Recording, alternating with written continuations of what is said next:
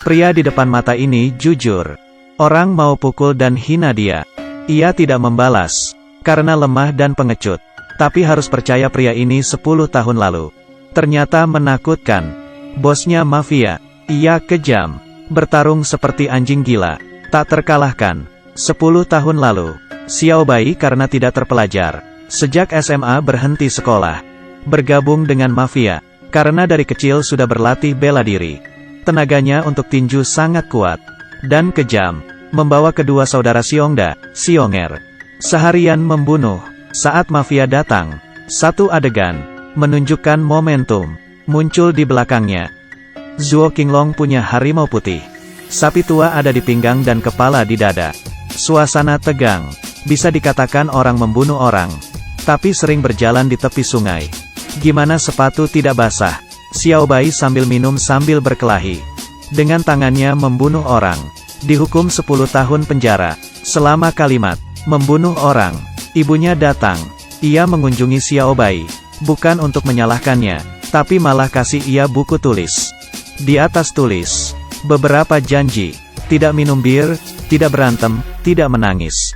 Ibu yang baik juga berkata, jika Xiao Bai tidak dibenci, setelah keluar, ia akan dianggap anak. Perkataan ibu, sangat diingat oleh Xiao Bai. Ia merasa terharu. Sebuah cinta yang tidak pernah ia rasakan. Dari saat ia di penjara, jadi penurut, putuskan untuk merubah dirinya. Jadi pribadi baru. Saat Xiao Bai di penjara, mendadak muncul pria bernama Kepala Besar. Ia diduduki sebagai raja di sebuah geng. Menjadi bos mafia. Xiongda Xionger juga bergabung. Jadi bawahan Kepala Besar. 10 tahun kemudian, ia keluar dari penjara. Xiao Bai yang sekarang, merubah potongan rambutnya. Menjadi seorang, yang menghargai hidup. Semua impiannya ditulis. Di buku tulis yang diberikan sama ibu. Pemuda baik yang taat aturan. Tidak banyak bicara. Ia benar-benar istimewa. Hal pertama kali yang dilakukan. Pergi ke perendaman air panas. Seorang paman lihat Xiao Bai. Terlihat bodoh tidak tahu cara menggunakan. Datang menggertaknya. Sebelum ia marah. Melihat penampilan Xiao Bai. Satu badan penuh tato. Kaget terdiam. Orang-orang di pemandian. Juga kaget. Semua orang. Jadi hormat. Setelah keluar. Ia mencari Xiongda dan Xionger. Sekarang. Keduanya membantu bos mafia. Campur air dan udara. Cukup layak dengan jas dan dasi. Masing-masing buka klub hiburan. Sekelompok adik laki-laki ikut. Meskipun Xiao Bai sudah memudar. Sudah lemah di tahun itu. Tapi saat Xiongda, Xionger lihat. Xiao Bai takut hampir ngompol. Tapi Xiao Bai cari. Keduanya tanpa ada niatan. Hanya menyapa dan pergi. Xiongda, Xionger merasa. Xiao Bai adalah bom waktu. Suatu hari nanti akan meledak. Akan kembali lagi. Statusnya sendiri. Terancam dan tidak aman. Kirim seseorang untuk memantau Xiao Bai. Xiao Bai tiba. Di rumah ibu. Ibu senang melihatnya. Sangat senang. Dan memberikan pelukan hangat. Dan memberikan ia makan enak. Seakan lama tidak bertemu. Seperti anak kandungnya. Anak ibu itu, Xiao Hua. Memberi perlakuan berbeda ke dia. Seakan-akan. Seperti Xiao Bai berhutang padanya. Sangat berarti. Bagi ia, Xiao Bai adalah orang asing. Walaupun ibunya kenal pria ini. Tapi ia juga tidak santai. Kenal kakaknya ini. Setelah itu, ia bekerja di bengkel mobil.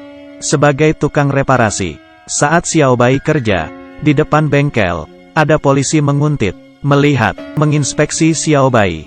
Kalau melakukan kejahatan, ia akan dipenjara lagi. Orang-orang ini, merasa takjub. Xiao Bai berubah menjadi orang lain. Bersikap rendah hati. Tidak pernah berkonflik dengan orang lain. Bahkan bos bengkel, memuji Xiao Bai. Dengan cepat, Xiao Bai bekerja keras. Mendapat gaji pertama, ia memberikan hadiah ke ibu. Sepasang sepatu. Ibu sangat terharu. Melihat perubahannya. Memeluknya.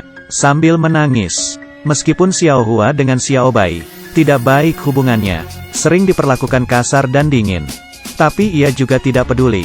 Juga memberikan Xiao Hua hadiah.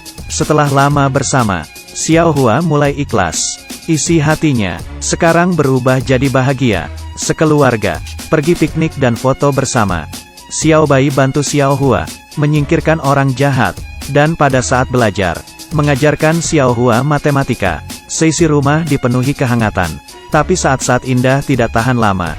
Di tahun itu, mafia, bos mafia melalui hubungan, menjadi anggota DPR. Setelah menjabat, membeli sebidang tanah, siap dikembangkan, menjadi pasar besar. Kebetulan restoran ibu, di tanah itu. Bos mafia ingin, huliganisme, memaksa ingin beli, tapi ibu, tidak kasih. Dengan keras, menolak untuk pindah dari sini. Bos mafia marah, dan mencari Xiongda Xionger, dan bilang keduanya harus pergi, dan menyelesaikan masalah ini. KTV terbesar di kota, hak untuk beroperasi. Matanya bersinar saat dengar itu. Bawa sekelompok, untuk datang ke restoran ibu. Berdua tanpa bicara apapun, menendang kursi, arogan dan mendominasi. Kebetulan, Xiao Bai ada di dalam restoran sedang makan.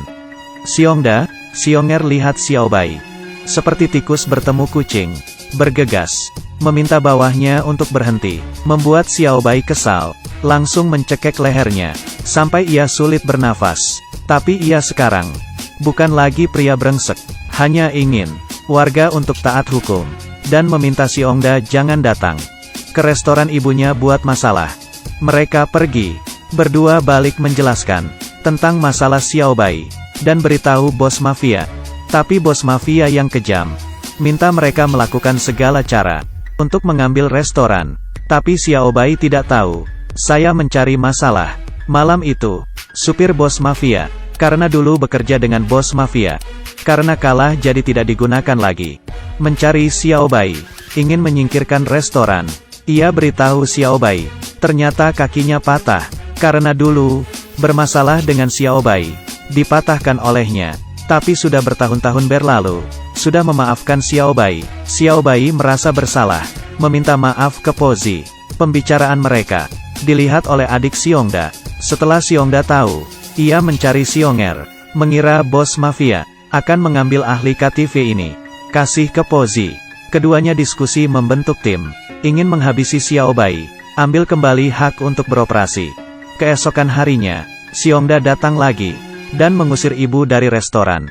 Ia tidak mau pergi, ia mendorong ibu jatuh, hanya bisa melihat, kerja kerasnya selama bertahun-tahun, langsung hancur. Saat Xiao Bai kembali dan tahu, melihat restoran yang kacau, dalam hati ia tahu, penghasut di belakang, adalah bos mafia. Ia pergi ke sana, dengan tenang memperingatkannya, ini sangat mengganggu, jangan pernah datang lagi, mencari masalah. Tapi bos mafia tidak peduli. Ucapan Xiao Bai, hanya lewat sesaat, ia tahu Xiao Bai keras. Jadi buat rencana, diam-diam menghubungi polisi, ingin menyingkirkan Xiao Bai. Esok harinya, ia panggil penggerecok, datang ke tempat kerja Xiao Bai. Tanpa berkata, mereka langsung menghajar dan menendangnya, mencoba buat Xiao Bai marah dan membalas. Sebagai kejahatan, agar Xiao Bai masuk penjara, tapi tanpa diketahui, ia berpegang teguh, menjadi orang baik, dihajar sampai berdarah, seluruh tubuh penuh luka, bertahan dan tidak melawan. Tapi bos mafia, tidak berhenti di situ, menyuruh mereka ke restoran, sengaja cerita kejadian 10 tahun lalu, yang membunuh anak ibu. Kebetulan Xiao Hua di sebelah, mendengar itu, berita itu seperti sambaran petir. Karena Xiao Hua, tidak tahu tentang kematian kakak kandungnya. Sekarang pembunuh berada di depan mata, masih jadi keluarga. Tidak diragukan dalam hati, ingin memukul. Untungnya kesan Xiao Hua, ke kakak kandungnya, hanya bisa melawan keluarga. Aku sudah bersamanya sejak kecil. Sangat benci. Terakhir masih ada pilihan, memaafkan Xiao Bai, dan memanggil Xiao Bai, kakak. Ibu tahu betul, kalau bos mafia tidak akan melepaskan mereka sekeluarga. Esok harinya, ia bawa buku tulis untuk bos mafia, menemuinya. Berhenti di sini, tapi yang dilakukan ibu, tidak buat bos mafia lepas.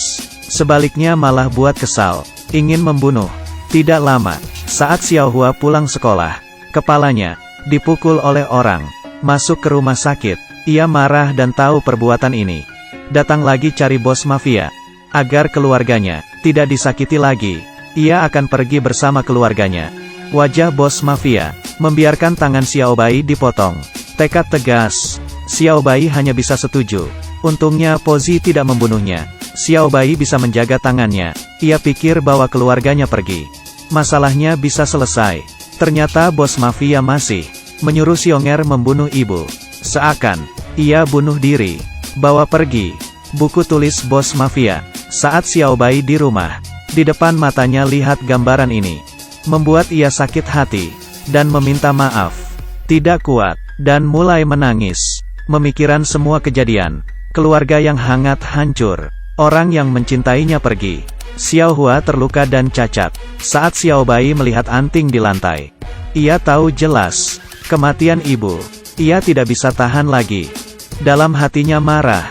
Apapun itu, setelah beberapa botol bir, ia bertekad untuk balas dendam. Ia adalah pembunuh. Datang ke tempat bos mafia. Di saat itu geng mafia mengadakan perjamuan. Ia lihat kelompok ini seperti anjing, dan langsung membakar seluruh ruangan. Xiao Bai saat ini menjadi iblis neraka. Mereka satu-satu dihajar habis. Semua bajingan ini ditakdirkan mati. Kedua tangannya terus menghajar. Xiao Bai juga terluka parah, tapi tidak jatuh. Ia kuat untuk membunuh bos mafia. Setelah membunuh Xiongda dan Xionger, ia penuh amarah menatap bos mafia. Langkah demi langkah berhadapan dengannya, tidak ada jalan keluar. Akhirnya putus asa dan dihajar mati sama Xiao Bai. Akhirnya bisa melepaskan amarah di hatinya. Balas dendam demi keluarga. Ia duduk dikelilingi api.